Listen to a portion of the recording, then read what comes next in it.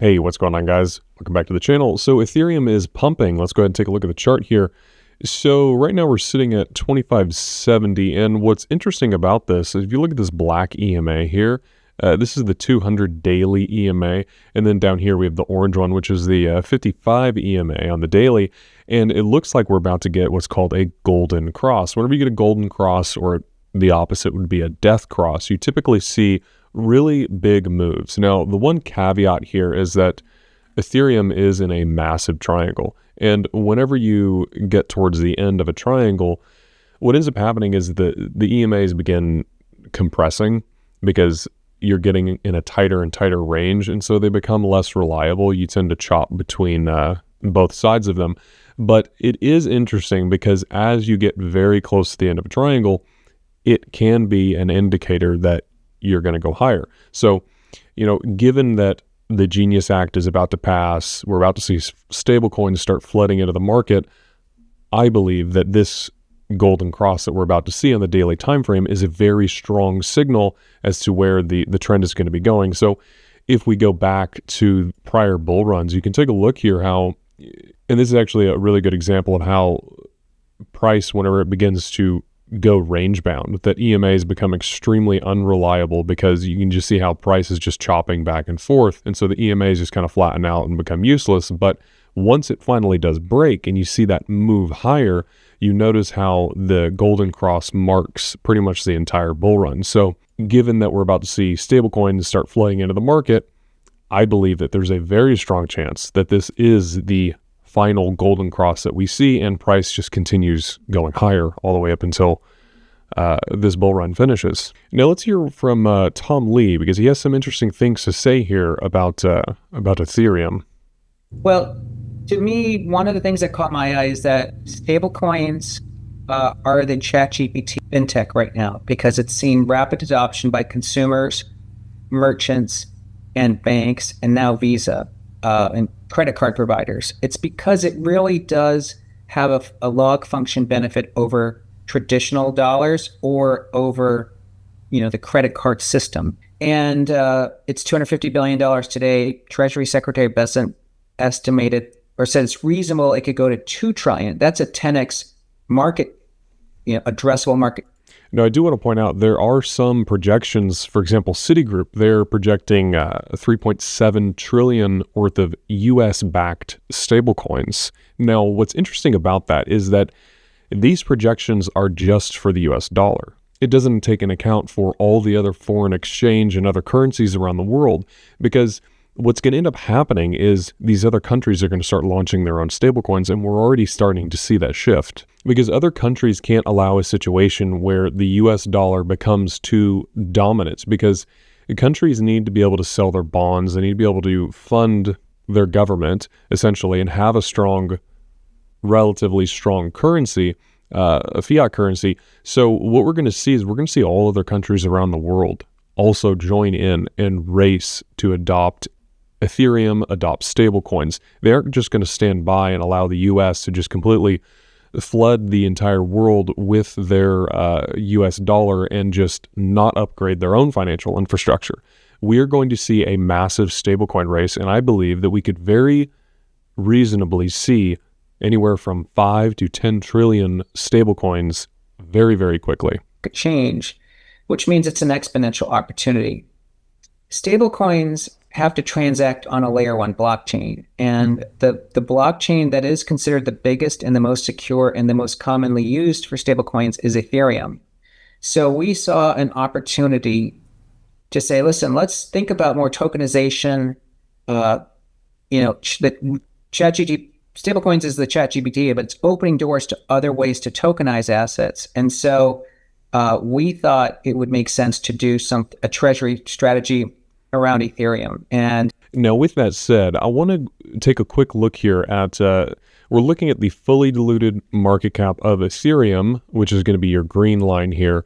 And then we're looking at the blue line, which is the ecosystem total value locked. So what you'll notice is that the market cap never goes below the total value on Ethereum, the total value locked. So what's going to be interesting here is as the total value locked on Ethereum skyrockets into the trillions of dollars, we're going to see the market cap of Ethereum be greater than the total value locked going into this bull run. So this is a really interesting metric to keep track of for valuing the network.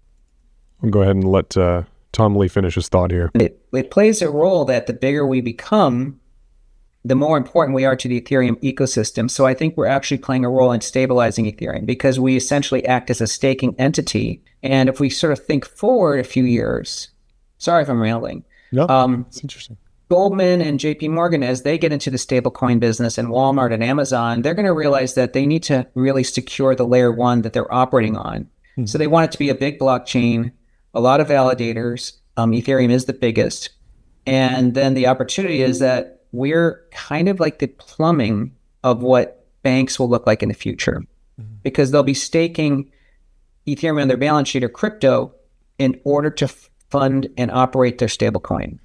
So that's really interesting to me. It means that these banks, these institutions, like I've been saying for a very long time on this channel, that they are going to buy Ethereum because they have an incentive to secure the network. And as governments start to put their treasuries, their bonds, their municipal bonds, and every asset in the world is on Ethereum, everybody becomes very incentivized to hold Ethereum, to have some stake, some control in that network. And this is how it becomes a global store of value, is because it's going to secure all of the world's value. And then now you're talking about an asset that is in the tens of trillions of dollars worth of market cap, because you can look at comparable assets such as gold, oil.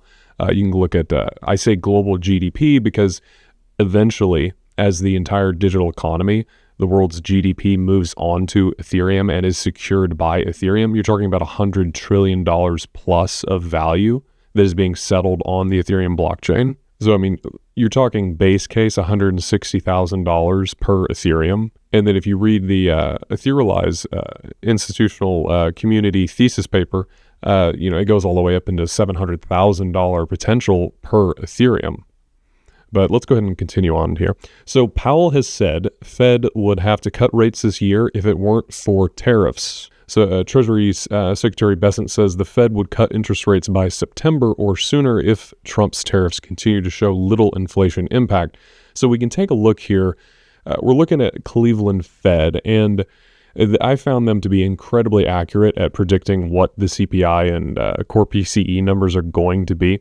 So for June, it does look like we're going to see a little bit of a bump to 2.64. July, again, staying around the same level, 2.57. So we are seeing a little bit of a bump here in inflation. We come here, we can take a look at the year over year for inflation from, this is from the BLS. So right now it's at 2.4. So we're talking about bumping up to 2.6. Not that terrible. I would only be concerned if we broke this downtrend. The inflation, it moves just like price of things. It doesn't go up in a straight line. It doesn't come down in a straight line. There is a wave, a pattern. It drops a little bit, it comes up a little bit, drops a little bit. And so as long as this downtrend doesn't break, I'm not concerned. So we are seeing a little bit of a bump. Could be from the tariffs. It's really hard to say, but ultimately it's really not that bad. You're talking about a 20 basis point pump, nothing to be overly concerned about. Now, beyond that, there's a little bit of drama going on. So just in, Watcher Guru reports that the U.S. Federal Housing Regulator calls on Congress to investigate Fed Chair Jerome Powell. Now, you might be asking, why is the Housing Department trying to go after Jerome Powell? So we can make this a little bigger here, and I'll just read it to you. So it says, I am asking Congress to investigate Chairman Jerome Powell, his political bias, and his deceptive Senate testimony, which is enough to be removed for cause. Jerome Powell's a $2.5 billion building renovation scandal stinks to high heavens, and he lied when asked about the specifics before Congress. This is nothing short of maleficent and is worthy of for cause. So you know what this looks like to me? This looks like trying to get leverage to get him removed, because we know the president wants Jerome Powell out of there because he wants lower rates. But why would the housing department come into this? So, interest rates play a lot into the affordability of a home. And so, I wouldn't be surprised if some of the motivation here would be trying to stimulate the housing affordability for the average person. So you come in here, you take a look at this, you've got, right now a mortgage sitting at 6.7%. So that means your monthly payment with property taxes and everything on a $400,000 property would be $2,900 a month. Now, if we drop this down to where the interest rate was not that long ago, say 3%, and we calculate it, suddenly this home becomes a lot more affordable. It's down to $2,200. So, you're talking about saving something is like $850 roughly on a mortgage every month. So interest rates play a huge deal whenever it comes to home ownership. So, I could see how anyone involved in a housing department of any kind would be motivated to speak out against high interest rates. But ultimately, I think what this is just pressure on Jay Powell to try and get interest rates come down. I don't know the specifics of the scandal that they're referencing, but this is how in politics, and I'm not getting political here, I'm just saying in politics, whenever somebody's not doing something you want them to do, what people do is they try to find leverage on that person in some way. So now SEC Chair Paul Atkins says tokenization is an innovation and the agency is committed to advancing it. So let's go ahead and listen to what he has to say.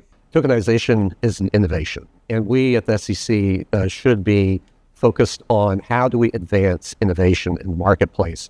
And so I would argue here over the last several years, the SEC has been standing athwart efforts to innovate in the marketplace because things have been unclear. The rules have not been clear. We've had regulation through enforcement. That day is over. We are now, my whole goal is to make things transparent, from the regulatory aspect and give people a firm foundation upon which to innovate and to come out with new products and so that they know what they're doing. I think there are two things to think about, Andrew, and that's tokenization of U.S. stocks, which is one thing which could drive a lot of cost savings for all parties. I'm not against tokenization. I think settlement if times you wanted, reduced. I'm talking about if you wanted to tokenizing SpaceX, which is a private company. And then there's also an access to private credit, I think you were mentioning, which is a complete individual investor access to private credit, which is also another sort of tricky area in that this is also, as you mentioned, it's not as much liquidity. Valuations are very difficult, particularly I would imagine for an individual investor. I mean, there are a lot of things that here that are new frontiers for investors. Where do you stand on that? Well, two questions. So as far as tokenization and other innovations in the marketplace to make trading and holding securities easier and with quick settlement, my predecessor pushed for what we call T+1, meaning settlement and clearance the day after the trade, the trading day. And so tokenization and other aspects of doing that tokenization in the marketplace is yet the next step to have much more efficiency in the marketplace and certainty of having a trade settle. Yeah, so I couldn't agree more. This is a revolution. It's a technology that's going to allow for instantaneous settlement. So what he's talking about here with T plus settlement, basically you have what the DTC, and whenever a stock is traded, it's essentially traded digitally, meaning that the ownership of it is just transferred from one person to the other. The actual physical certificates are held at, I forget which it is. It's either the DTC or the DTCC. But essentially, those physical certificates never move. And so we saw back in, I believe it started in the 1960s, where you had this paperwork crisis, where there was just too many trades happening, and essentially they started to move everything to be digitized. And I believe it was by the 90s, everything was digital. And this is where they moved the stock certificates. Because how it used to be is, you would actually have a physical stock certificate that would represent ownership in a company. But now what we're finding, because of blockchain technology, it's much more efficient to not even have physical stock certificates held at the DTC anymore. That what they can do is they can just completely digitize these certificates and they live on the blockchain entirely. So, I think this is a huge innovation. It's really refreshing to see the chairman of the SEC to actually be pro-crypto instead of giving us these very vague explanations of what did Gary Gensler used to say? He was like he would say these things like stake and not stake, and he would just be, I mean, you guys know how he was. He was very hostile towards crypto, and he would give these ridiculous responses That's what it was. It was on the tip of my tongue. He would sit there and he would say, oh, you need to come into compliance. It's like, okay, well, how do we comply? You need to come into compliance. Okay. It's like you're speeding down a road and a cop pulls you over and he says, you were speeding. You need to not speed. Okay, well, what's the speed limit, officer? You need to not speed. Okay, but what's the speed limit, officer? I just told you need to not speed. It's like just going in a circle here, just being difficult on purpose. And so it's very refreshing not to see that coming from the SEC anymore. So I definitely applaud SEC Chair Paul Atkins for doing a phenomenal job and finally allowing this technology to advance in America. And really, America sets the standard for the world almost. People will see what we are doing with stablecoin adoption, with tokenization, with the embrace of crypto, this new technology, and others will follow suit because we are doing that. So very exciting time. Until next time, y'all take care.